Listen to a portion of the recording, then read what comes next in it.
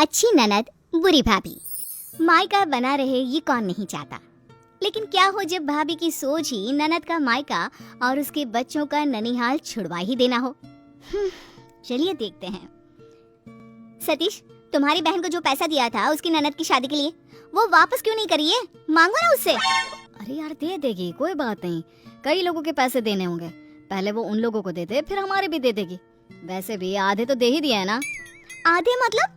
अरे तुम मुझे अपना फोन दो, मैं मैसेज करती हूँ। बड़ी अजीब है, पैसे की जरूरत थी तो एक बार में मैंने पैसे दे दिए, अब वापस लेते वक्त कितनी मिन्नतें करनी पड़ रही है। सतीश को अपनी बहन के ससुराल का हाल पता था। वो चाह रहा था कि वो बहन से पैसे का तकाजा ना ही करे। अरे जीवन चल रहा है ना ठीक से, मीना के पास पैसे आएंगे तो दे देगी। अभी तो कई लोगों के पैसे उतारने हैं उसे। ठीक है ना, कम से कम रिमाइंडर तो डाल दूं। दो अपना फोन। सुमेधा पति के फोन से ननद को मैसेज डाल देती है।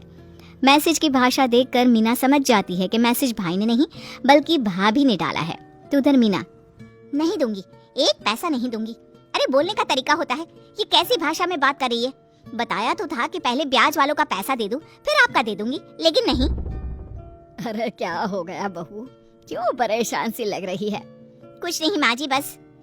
अरे मैं जानती हूँ बेटा, तू परेशान है, क्या हुआ बता।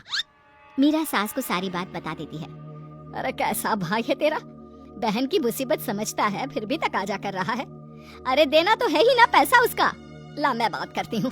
नहीं नहीं माँ जी, ये भाई ने नहीं भाभी ने किया है मैसेज। अरे जब भाई बहन में बात हो रही हो तो भाभी को क्यों बीच में बोलना चाहिए? पैसे होते तो अभी दे देते। माँ जी आप परेशान ना होइए, मैं भाई से बात करूंगी। मीरा सोचती है कि वो भाई से बात करेगी। वो भाई को फोन करती है तो सुमेधा फोन उठाती है। हाँ मीरा, कैसी हो? अरे बड़ी दिक्कत हो रही है, पैसे की जरूरत है। तुम तो जानती हो कि तुम्हारे भाई की कंपनी कैसी है, और फिर पैसे भी तो नहीं है ना हम लोगों के पास। अब प्लीज पैसे दे देना, ठीक है? फोन रखती हूँ। मीरा बोलना चाह ही रही थी कि पैसे तो अभी उसके पास भी नहीं है, जैसे आएंगे वो दे देगी, लेकिन भाभी ने तो उसकी बात सुने बिना ही फोन रख दिया। फिर अगले रोज, अरे मीरा क्या हो गया? रात भर तू जगी रही, सुबह भी बैठी हुई है, सब ठीक तो है ना? अरे मुझे पता है उसका क्या टेंशन है, भाई के पैसे लौटाने हैं ना। अरे तो दे देंगे ना भैया के पैसे, बस ये 2 महीने और, मैं बात कर लेता हूँ भैया से। पति साले को फोन करता है लेकिन किसी कारण से वो उठा नहीं पाता। अगले ही पल मीरा के भाई के फोन से मीरा के पति के फोन पर एक मैसेज आता है जिसमें अकाउंट की डिटेल होती है। अरे भैया का ये व्यवहार तो बिल्कुल ठीक नहीं है, पैसे के लिए भैया को एक बार हमारी बात तो सुन लेनी चाहिए थी। उधर सुमेधा, अच्छा हुआ मैंने मैसेज डिलीट कर दिया, देखूं इनके फोन पर कोई मैसेज तो नहीं आया।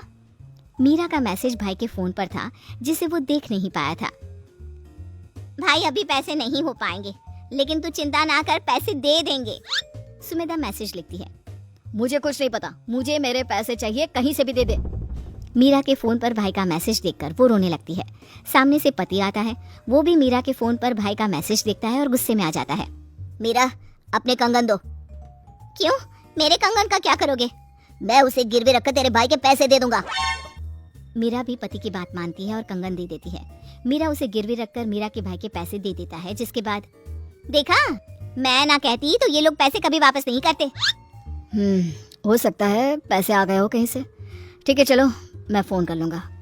दिन में खाना खाकर भाई ऑफिस से अपनी बहन को फोन करता है, लेकिन मीरा उसका फोन नहीं उठाती। पता नहीं इसे क्या हो गया, फोन क्यों नहीं उठा रही है। मैं उसकी सास के फोन पर फोन करके देखता हूँ। भाई बहन की सास को फोन करता है। कैसे हो बेटा, पैसे मिल गए ना? हाँ, लेकिन मैंने तो मीरा के हालचाल के लिए फोन किया था। बेचारी की माँ की निशानी थे कंगन, उन्हीं को गिरवी रखकर तेरे पैसे दे दिए। कंगन के लिए बहुत परेशान है बच्ची। अरे पर मुझे पैसों की ऐसी कोई जरूरत तो थी नहीं। फिर सास फोन रख देती है, लेकिन भाई का दिमाग हिल जाता है। माता पिता के बाद छोटी बहन को उसने बेटी की तरह रखा था, लेकिन बीवी की हरकतों को वो समझ चुका होता है। वो घर आता है जहाँ सामने सुमेधा का भाई बैठा होता है। अरे जीजा जी नमस्ते, कैसे हैं आप? मैं तो बिल्कुल ठीक हूँ, और सुनाओ कैसे आना हुआ? वो दीदी ने बुलाया था, काम शुरू कर रहा हूँ ना, तो उसी के लिए पैसों की जरूरत थी। तो हाँ जी आप आ गए।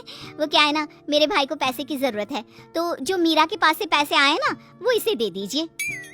तुम्हारा भाई पैसे लेने आया है? पूछ तो लो कब तक पैसे वापस करेगा। कैसी बात कर रहे हैं, वो कहाँ से वापस करेगा? अभी तो काम शुरू भी नहीं हुआ है, पैसे मैं दे रही हूँ ना, तुम क्यों चिंता कर रहे हो? अच्छा, तो फिर ये जो हार पहना है ना तूने अपने गले में, बेच दो उसे, दे दो अपने भाई को पैसे। कैसी बात कर रहे हैं आप? जानते हैं ना ये हार मेरी माँ की आखिरी निशानी है, मैं इसे बेच दूं? अरे एक बेटी मर जाएगी लेकिन माँ बाप की आखिरी निशानी कभी अपने से अलग नहीं होने देगी, समझे? तो फिर मीरा पर पैसे वापस देने का दबाव क्यों डाला, बोलो? सुमेधा को समझ में आ जाता है कि पति के सामने सारा पर्चा खुल चुका है। मेरे भाई को पैसे चाहिए थे, उसे भी तो जरूरत है ना। वो तो मैं ऐसे भी दे सकता था, उसके लिए मीरा से तकाजा करने की क्या जरूरत थी? मैसेज क्यों किया उसे? सुमेधा घबराकर हकलाकर कहती है, कैसी बात कर रहे हैं, मैंने कोई मैसेज नहीं किया। अच्छा, तो उसके पास मेरा अकाउंट नंबर कहाँ से आया?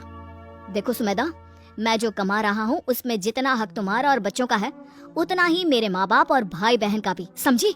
पर हाँ, मेरे माता पिता ने मुझे इसलिए नहीं पाला पोसा कि जब मैं कमाने लायक हो जाऊं तो उन लोगों से भी पैसों का तकाजा करो। अब बेचो अपना हार और दे दो अपने भाई को पैसे। नहीं, मैं अपने मम्मी पापा की आखिरी निशानी नहीं खो सकती। तो मेरी बहन मीरा ने भी अपनी माँ के कंगन गिरवे रख दिए हैं मुझे पैसे वापस लौटाने के लिए।